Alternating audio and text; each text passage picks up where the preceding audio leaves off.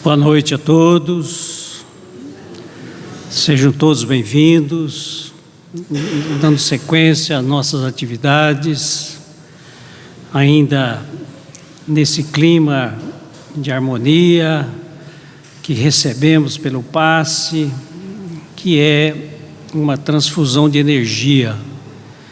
No mundo espiritual se utiliza os nossos médiuns, nossos trabalhadores passistas, para fazer a nossa recarga energética, seja ela física ou espiritualmente. E hoje nós vamos refletir. Eu até ia fazer um outro tema, mas depois lembrei que hoje é Dia dos Namorados, e então eu fiz uma mudança de foco, porque há uma necessidade, de nós refletirmos sobre a família. Então nós vamos falar um pouco sobre a ótica da doutrina espírita, na visão segundo o Espiritismo, de família, mas o tema é amplo, então poderia ter diversas abordagens. Nós vamos focar um pouquinho mais no núcleo central, que é a relação conjugal, família, casamento, ou a relação afetiva que for, e juntamente com os filhos, esse núcleo menorzinho, que constitui as nossas relações mais próximas, e também aquelas que nós temos a maior dificuldade nessa interação. Allan Kardec, ao seu tempo, no Livro dos Espíritos, na questão 696, ele indagou dos benfeitores espirituais que efeito teria sobre a sociedade humana a abolição do casamento. Então, como nós vemos, a abolição do casamento, que às vezes comumente se diz nas conversações que o casamento já era. Será que já era?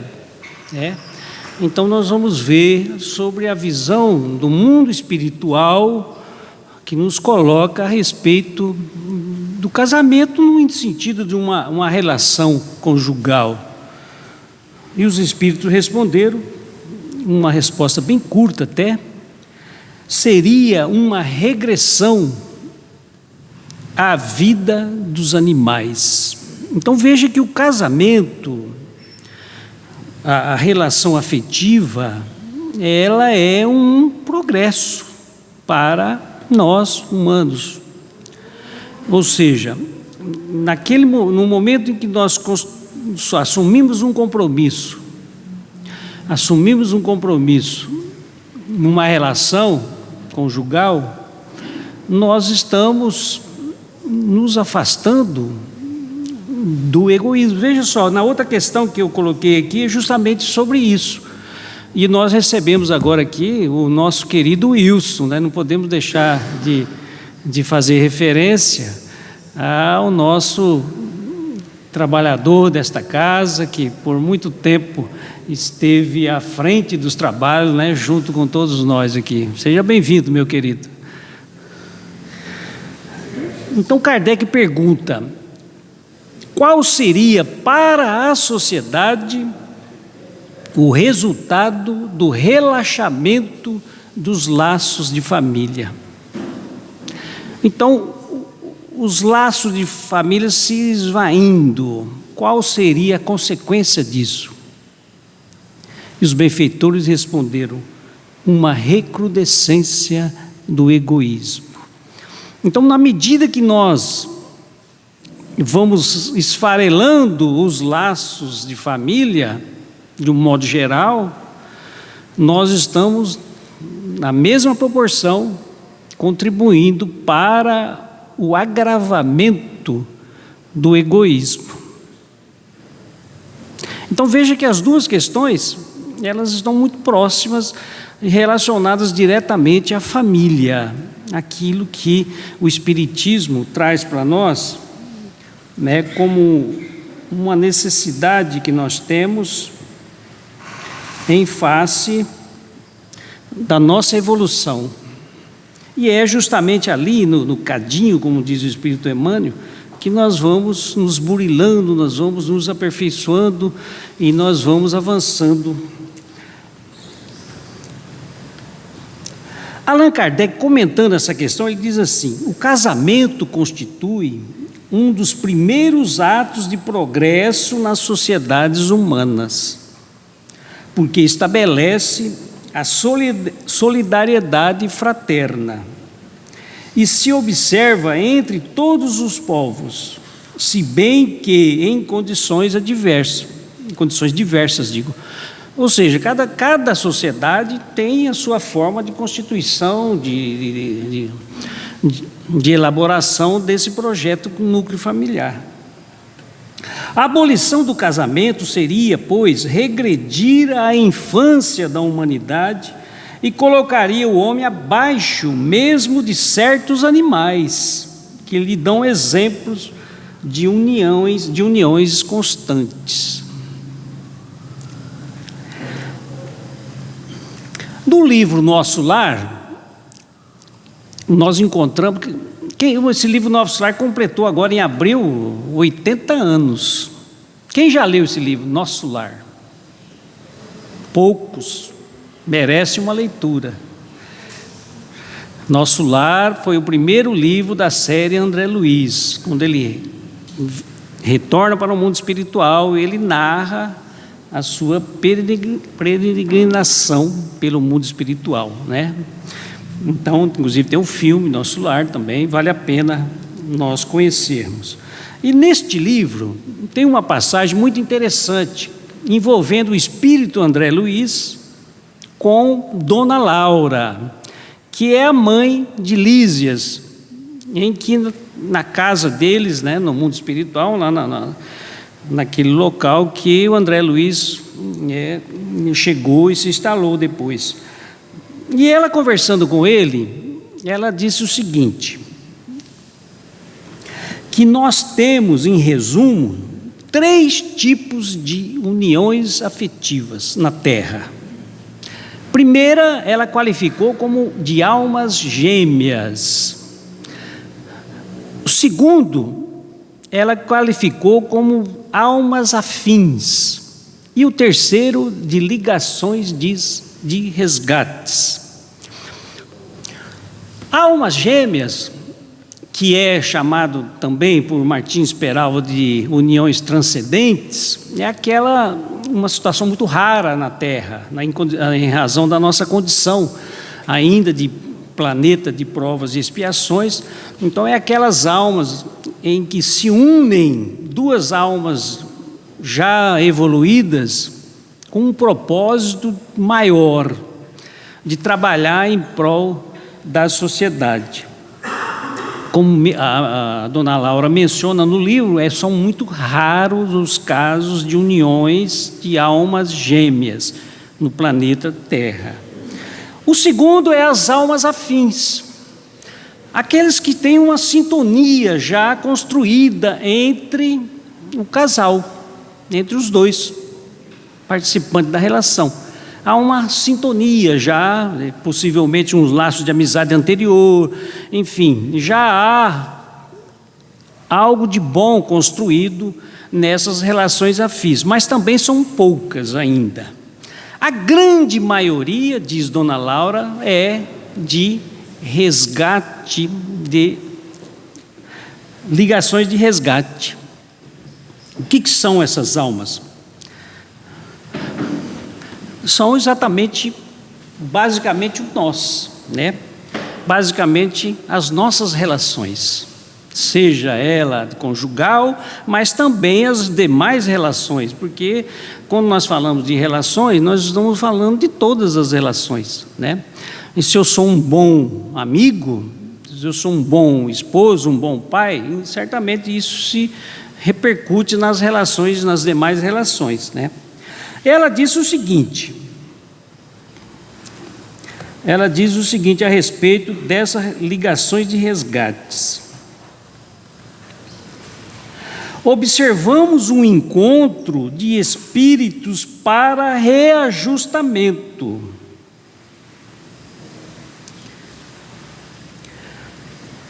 Condição indispensável à evolução de ambos.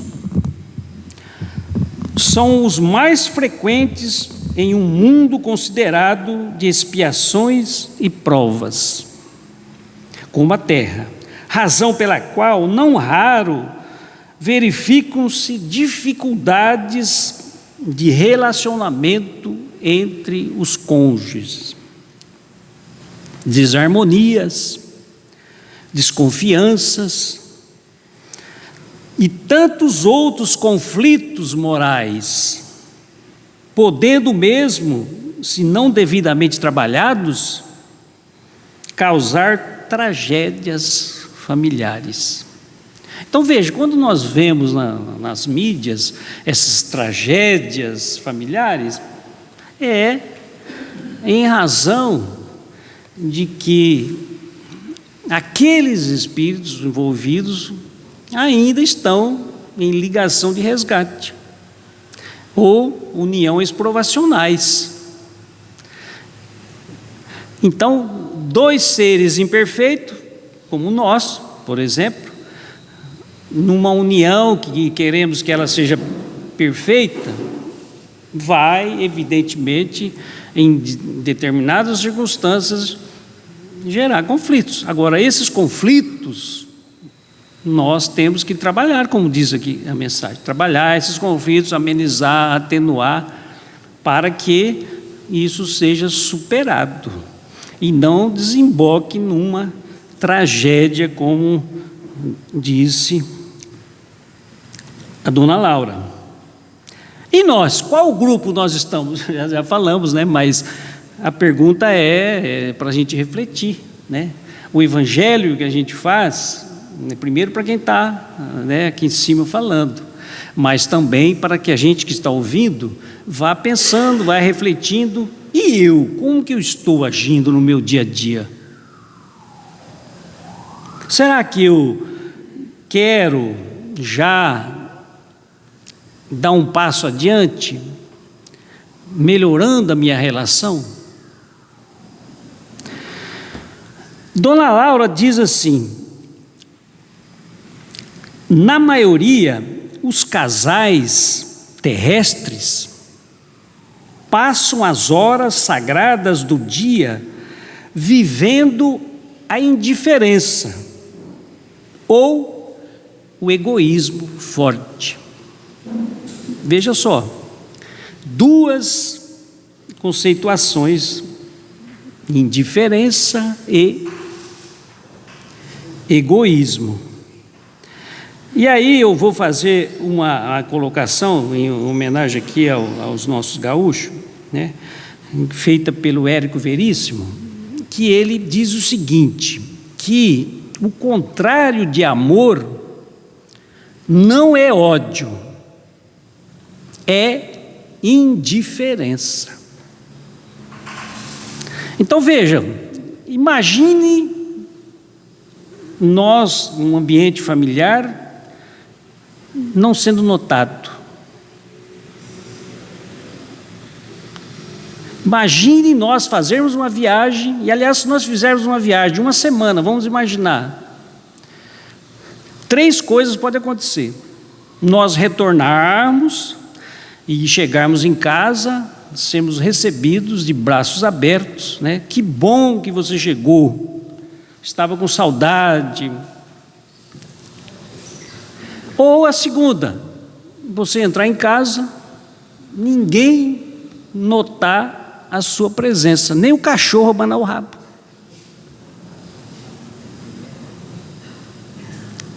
E a terceira, pior ainda, mas já?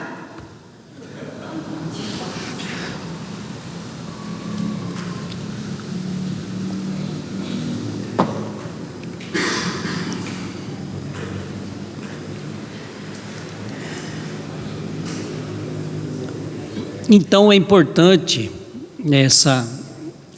nessa percepção. E aqui eu trago uma passagem de um terapeuta que ele diz o seguinte, que ele atendeu no consultório um pai que descobriu que o filho estava usando drogas. E aí perguntou para o terapeuta o que ele faria. O que eu faço, doutor? E ele então, o terapeuta, começou a fazer perguntas para ele. Primeira pergunta: o senhor pode me informar o nome de pelo menos 3 amigos do seu filho? Não sei, ele respondeu. O senhor sabe o nome do professor que ele mais gosta na escola? Não sei. O senhor sabe o time de futebol que ele torce? Não sei, nem sei se ele gosta de futebol.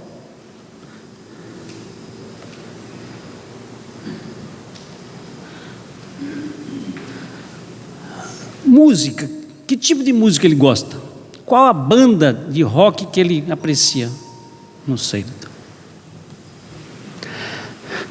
E aí o terapeuta disse: antes nós precisamos fazer com que você descubra que você tem um filho em casa. Mas doutor, eu tenho 2 empregos, eu saio de um, começo no outro, não falta nada em casa. Acredito, disse o terapeuta. Mas falta o essencial, que é a conexão com o filho. E amor é conexão, disse o terapeuta.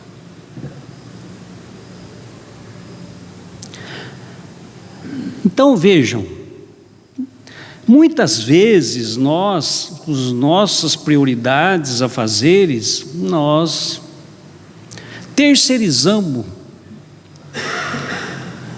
a educação dos filhos, não temos tempo porque chegamos tarde, cansados, no outro dia saímos cedo, né?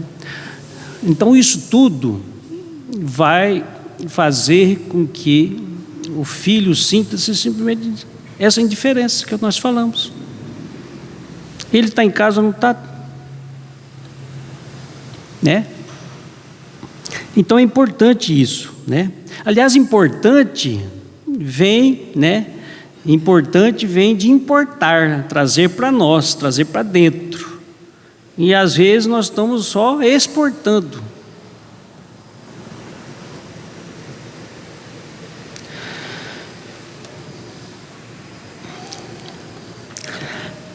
E mais uma questão do Livro dos Espíritos que é muito importante para nós. A questão 913, que dentre os vícios, qual é o que pode ser considerado mais radical? Os amigos espirituais responderam: o egoísmo. É daí que surgem todos os demais vícios. Então veja, o egoísmo e a indiferença, se presentes no nosso convívio familiar, vai certamente nos gerar aquilo que foi colocado, tragédia.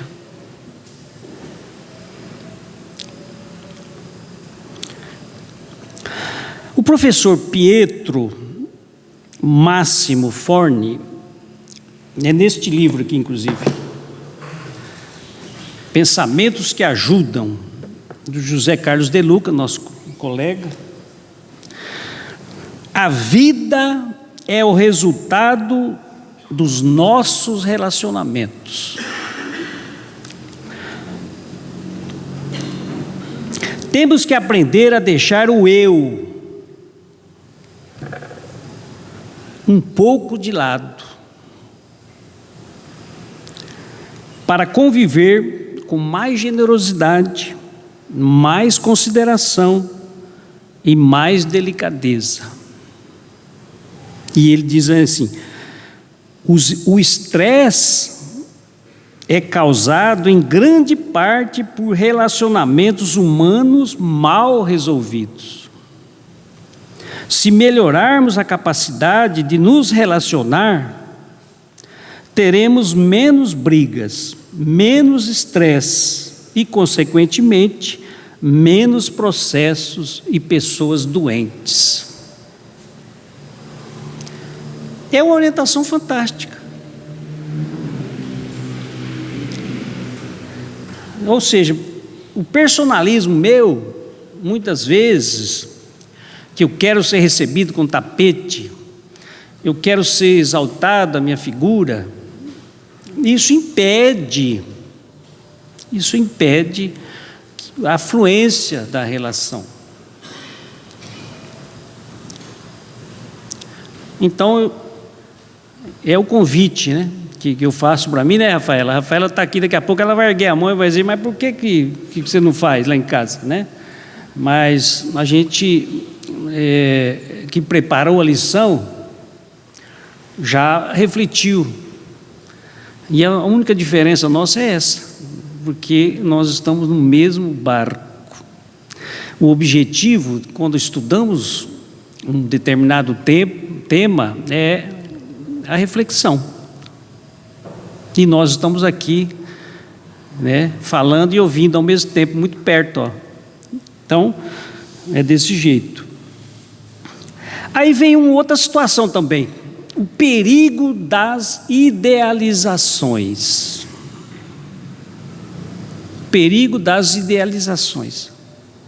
Por que acontece muitas vezes? Se a gente fizer uma enquete aqui, qual é o tipo de homem que você gostaria de ter para um relacionamento? Né? Jovem, forte, rico, aquela coisa toda, bonito, belo, leal, fiel, né? Isso nós fizemos entre os homens, né? Toda aquela... Ou seja, isso é uma idealização. Ou então, se nós idealizarmos uma família, qual é a família que nós idealizamos? Tenho certeza que é aquela do comercial de margarina às 7 horas da manhã. Todo mundo ali levanta sorridente, se cumprimenta, se abraça, senta em torno da mesa, passa, faz o lanchinho um para o outro, aquele sorriso. Idealização. Porque aí nós olhamos a nossa família e falamos, minha família não é nada disso. É uma brigueira, uma discussão, é um fala alto. Então nós temos que prestar atenção justamente nisso. Por que eu estou com aquela família aqui, com essa família? Pode ter certeza. Eu estou com a família que eu mereço. Eu estou com a família que eu necessito. E eu não posso perder a oportunidade de ligações de resgate, ao nome que nós estamos inseridos. Resgatar, corrigir, harmonizar eventuais situações que estão pendentes na nossa trajetória espiritual, porque nós temos que olhar, nós não podemos olhar a nossa vida do berço ao túmulo, nós temos que olhar a nossa vida de existências sucessivas, e vamos carregando a malinha de pendências. Claro que as nossas conquistas também vão ser os nossos avais, os avais que nós temos na trajetória. E aí tem uma outra historinha sobre a idealização. Diz que um menino, rapazote, ele passava perto da padaria todos os dias, às vezes ele até entrava na padaria, mas como ele não tinha dinheiro, o pessoal sai daqui e tirava ele da padaria. Mas ele ouvia as pessoas chegando no balcão e pedindo um pingado. E ele ficava pensando, mas o que será que é esse pingado? Eu não sei o que é pingado. E ele ficava pensando assim, pingado deve ser uma taça com 2 bolas de sorvete, com chantilly, com caldas de chocolate, pingando. E um dia ele conseguiu umas moedas E ele falou: hoje vou comer meu pingado. Fui na padaria, sentou, todo até emocionado, e virou para o garçom e disse: eu quero um pingado. E o garçom foi lá, preparou o pingado e entregou para ele o copo com leite, com café. Não sei se aqui acho que em Mato Grosso também, porque lá no Paraná, na época eu trabalhava nas casas pernambucanas, eu ia na padaria do lado e todo dia tinha um pingado. Um pingado, sai um pingado. E lá vinha o copinho de leite com café, né? Mas aí o menino olhou para aquilo e falou assim: não, mas não é isso que eu pedi um pingado. Ele falou: mas isso aqui que é pingado? É café com leite. Café com leite? Ele falou: mas isso tem lá em casa. Então, meus amigos, cuidado com os nossos pingados, porque nós temos em casa.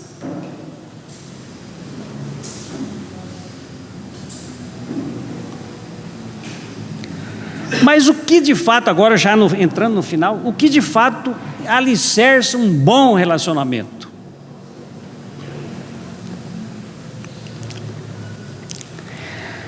O poeta Rubens Alves, também nesse livro, né, tirei da mesma lição, disse: nós, ao lado do regime jurídico do casamento, com separação de bens, nós precisamos ter um casamento também com separação de males. Esse é o primeiro aconselhamento para um relacionamento saudável: separação dos males. Então, vamos deixar de lado, vamos nos conter no mau humor, as nossas situações de adversidade, nossos conflitos, porque isso, reclamações, isso tudo no dia a dia, insistentemente, vai minando a relação. E também, ainda na mesma lição, ele cita o segundo, que é de Marta Medeiros. Marta Medeiros diz o seguinte: para alicerçar um bom relacionamento, que haja mais consistências do que inconsistências.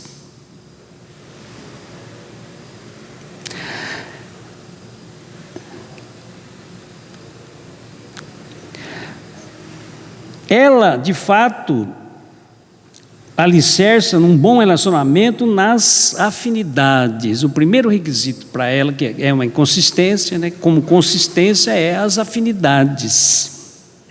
Essa afinidade não pode ser rara.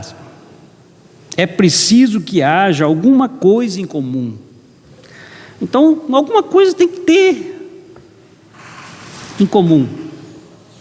Claro que tudo não vai ter, não adianta, porque a relação ainda é de ajuste, né? Segundo, visões de mundo, ela coloca. Essas visões não podem ser radicalmente opostas. Claro, eu entendo o mundo de um jeito, minha parceira entende de outra forma, mas isso não quer dizer que nós seremos o tempo todo em conflitos. Cumplicidade, aqui fundamental. Cumplicidade é aquele sentimento quase telepático. Quando um olha para o outro,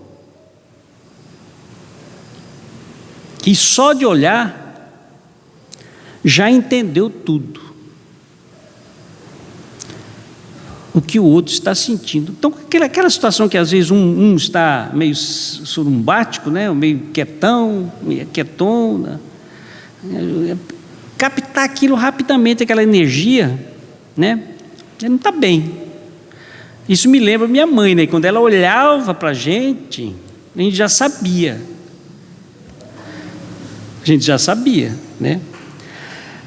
Admiração mútua, isso é importante também. Porque um parceiro ficar falando do outro, mal do outro, isso é terrível, né? Principalmente para outras pessoas, vai falando, criticando o tempo todo, né? Então, a necessidade dessa relação, né?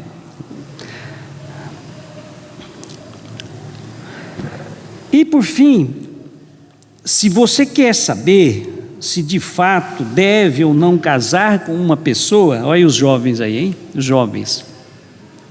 Rubem Alves falando.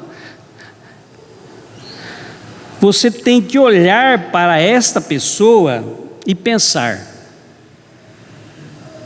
estou disposto a conversar com ela ou com ele até o fim da existência? Se a resposta for sim, case, ele fala. Mas se for não, é melhor desistir.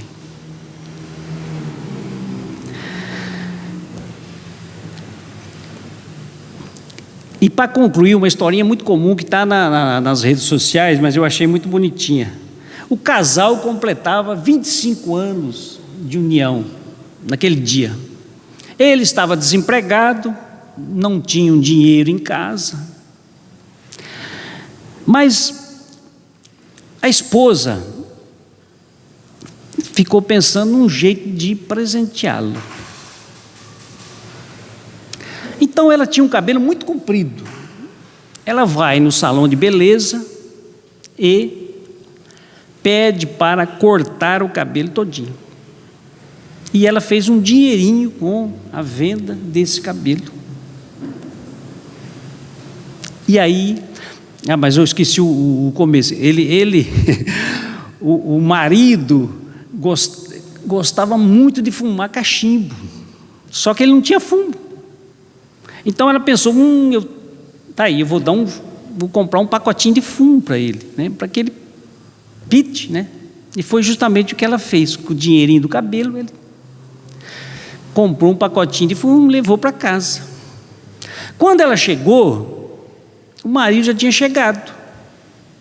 E ele: o que você fez, meu amor, com o seu cabelo?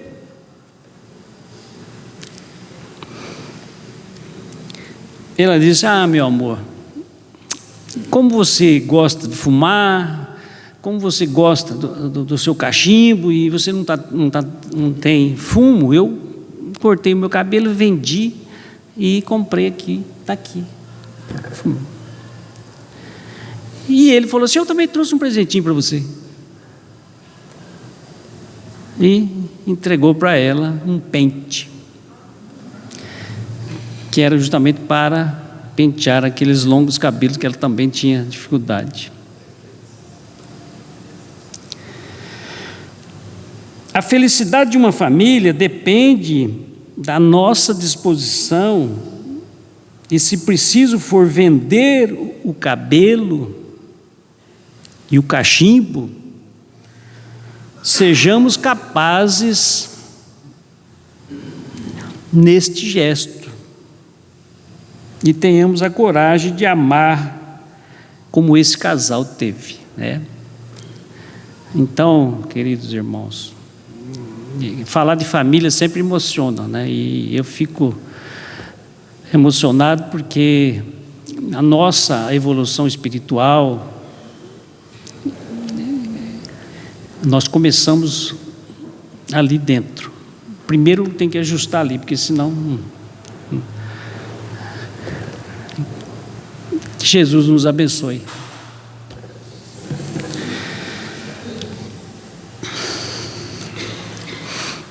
Agraciado, Senhor, com a Tua presença, inspirados que fomos no Evangelho, na mensagem espírita, por isso somos gratos, e que possamos a cada dia,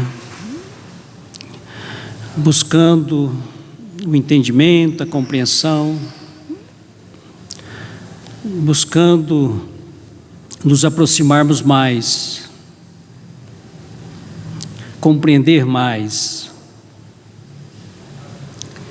retirar o nosso eu personalíssimo para nos tornarmos humildes, tornarmos fraternos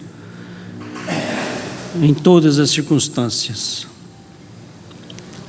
Que possa Jesus continuar nos abençoando, abençoando as famílias, abençoando as uniões afetivas, e que possamos caminhar rumo ao propósito que foi traçado por todos nós. Que assim seja.